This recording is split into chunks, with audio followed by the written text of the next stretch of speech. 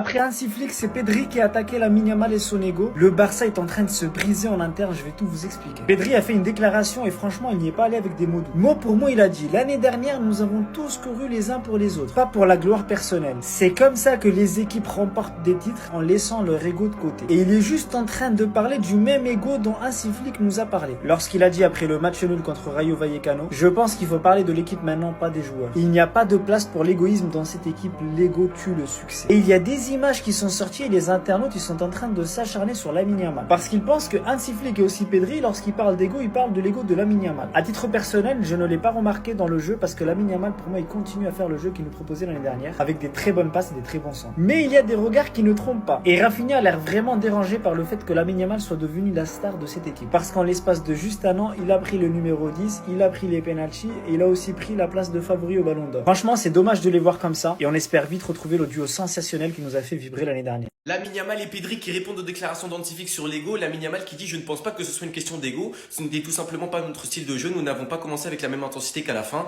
Il a raison, nous avons commis beaucoup d'erreurs et nous devons nous améliorer. Nous avons pris 7 points sur 9 dans des stades très difficiles et personne n'en parle, nous n'avons même pas encore joué à domicile, seulement à l'extérieur. Pedri, lui, il confirme les déclarations d'Hansi Flick, il dit: l'année dernière, nous avons tous couru les uns pour les autres, pas pour la gloire personnelle. C'est comme ça que les équipes remportent des titres en laissant leur ego de côté. Moi, les gars, personnellement, je trouve que c'est très très bizarre ce qui se passe. Parce que si on fait le résumé, 3 matchs, 3 avertissements de Flick contre Mallorca. Je n'ai pas aimé qu'on joue à 50%, je vais en parler aux joueurs. Contre Levante, nous n'avons pas tout fait parfaitement, mais la saison est encore loin. Et contre le Rayo, l'égoïsme tue le succès de l'équipe. Donc franchement, je sais pas ce qui se passe dans le vestiaire. Il y a eu Koundé en pré-saison. Rafinha, j'en ai déjà parlé, qui, j'ai l'impression, force beaucoup. Dani Olmo qui est pas en forme, on a eu les rumeurs avec Fermin et Gavi. Même si Fermin a confirmé aujourd'hui que c'était faux, je pense que ça a eu un incident dans le vestiaire. Le mercato aussi, je pense qu'il a dû peser sur le moral de l'équipe. Avec les inscriptions, avec les rumeurs de départ, etc. On a perdu Inigo qui était vraiment, je pense, un leader dans le vestiaire.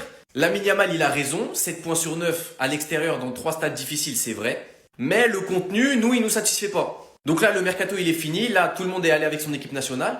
Va falloir se réveiller après le mercato parce que la Ligue des Champions elle va arriver très vite et on commence fort à Saint James Park. Dites-moi vous en pensez en commentaire les gars, c'est pas vous amener, vous êtes des bons, nous on avance. C'est qui le coupable de ces dingueries par pitié? Aujourd'hui, on va trouver ce fou. Regardez, Pedri en interview et il dit: quand j'ai fait un essai au Real Madrid, c'était étrange. Ils m'ont dit que je n'avais pas le niveau.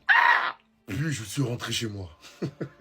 Mais qui a dit ça, par pitié? Quand je vous dis que j'ai trouvé le coupable et son complice, vous me croyez? Déjà, c'est pas Pérez, parce que c'est lui qui prend les décisions finales sur tout ce qui se passe dans le club. Donc c'est un dirigeant qui est en dessous de lui. Je ne pense pas que c'est José Angel Sanchez, parce que c'est le bras droit de Pérez, le directeur général. C'est trop grand. Le coupable, c'est lui. Johnny Calafat, c'est lui. Et son complice, c'est Pintus, les gars, ça me paraît très clair. Lui, ça se voit pendant les tests, il était sur son téléphone, parce qu'il s'embrouillait avec sa femme. Ça veut dire il a rien vu de ce qui se passait sur le terrain. Et Pintus, vous savez comment il est. Il a dû voir Pedri comme ça, tout frêle, tout maigre. Il s'est dit: ouf, vois rien, lui j'en ai pas besoin. Et c'est Pintus qui lui a dit: oh, lui on le prend pas, il est trop maigre. Ils sont partis voir Pedri tous les deux en lui disant: petit, tu n'as pas le niveau. Après, attention, il y a un livre où Pedri ce jour-là, il était nul, il était KO, il était bousingué. Parce que c'est pas normal de prendre une telle décision, les gars. C'est sûr, il s'est passé un truc. Il est passé d'un joueur qu'on a sous-estimé au poumon actuel du Barça. C'est de la dinguerie. Guide Madrilène, on vous donne la voix, venez suivre, les gars.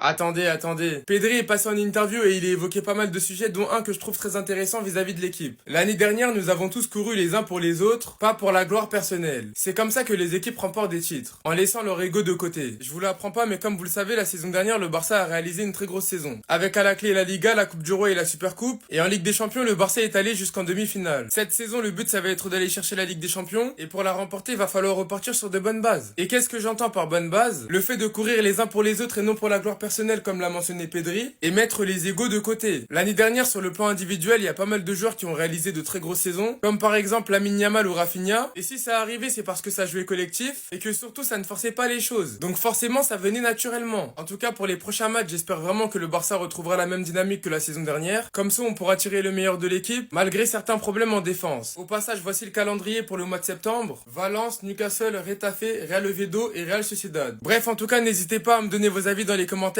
histoire de savoir ce que vous en pensez, et moi je lirai tout ça. Pedri a été interviewé avec sa sélection et comme Flick, il est revenu sur l'ego de l'équipe et sur d'autres sujets, mais on parle directement de l'ego. Après le match de Rayo, Flick a été clair: l'ego tue le succès. Il le dit clairement: l'année dernière, on a tous couru les uns pour les autres, non pour la gloire personnelle, pardon. C'est comme ça que l'équipe gagne des titres, en laissant les égos de côté.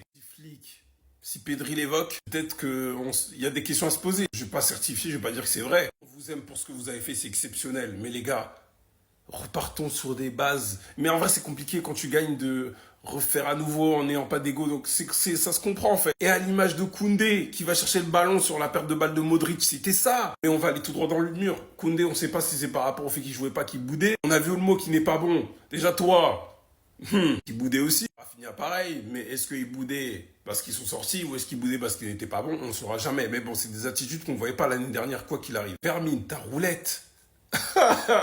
Ou même Rashford quoi. C'est pour ça sur mon compte, j'ai dit en fait qu'il s'agisse d'Inigo Martinez qui soit titulaire ou encore Araujo, si le pressing n'est pas coordonné en commençant par les attaquants, mais le bouillon, ils vont le prendre tout le temps. Sinon, à part ça, il a déclaré que Flick, c'est son père, clairement, en un mot. Il a également déclaré que Flick a changé son rôle et il lui a donné de la continuité. Il est plus profond maintenant, je ne me trompe pas, mais il aime être proche du ballon. Il espère retourner au Camp Nou aussi. On espère tous parce que ça y est, on a marre en fait de ses travaux. En plus, il est revenu sur le fait que Madrid l'a recalé. Bon, on a vu ce que ça a donné. But en lucarne, super en Copa del Rey et c'est carré. Depuis le mercato d'été 2022, le Barça n'a dépensé que 120 millions, dont la moitié sur Daniel. Tout est dit. Tout est dit. En fait, moi, je veux bien. Oui, Bartomeu, il a dépensé trop d'argent. Il a mis le club en dessous de tout. Blablabla, blablabla. Mais à un moment donné. Voilà, il y a des limites. Il y a des limites aux mensonges, il y a des limites aux accusations. Laporta, je sais pas si tu manges l'argent, je comprends pas. On a gagné des trophées. On a des droits d'auteur, j'allais dire. On a des droits, on a des leviers. On a fait ci, on a fait ça, on a tout fait. Pour dépenser que 120 millions, sachant qu'il y a Daniel Olmo qui a pris 60 millions, pardon. On se moque de nous, les gars. 3 ans, 60 millions de dépensés, si on comptait Daniel Olmo. Alors oui, on est fiers, la Masia, on produit. Mais le problème, c'est que quand la Masia ne sort pas un joueur dont on a besoin à l'instant T, eh ben on se retrouve en difficulté. La Masia, actuellement, ne sort pas de défenseur trop fort. Donc on a besoin d'un défenseur trop fort. Donc l'argent qu'on met de côté pour pas dépenser de ci, de ça, parce qu'on n'est toujours pas au 1 pour 1, on est en souffrance, attention, on construit le Spotify, Camp Nou, etc. À un moment donné, il faut que ça sorte. En fait, je trouve qu'on est trop gentil. On a trop vite accepté l'incompétence de nos dirigeants. C'est vrai. Il a commencé à parler, à faire de beaux discours et tout. On l'a cru, ouais, mais non, mais le pauvre, il a dû redresser l'économie, il a dû redresser ci. Ça va. T'as Lamine Yamal, t'as Pedri, t'as tellement de joueurs. À un moment donné, ils t'ont mis assez bien pour que tu n'aies pas à dépenser des milliards et des milliards. Mais un minimum quand même.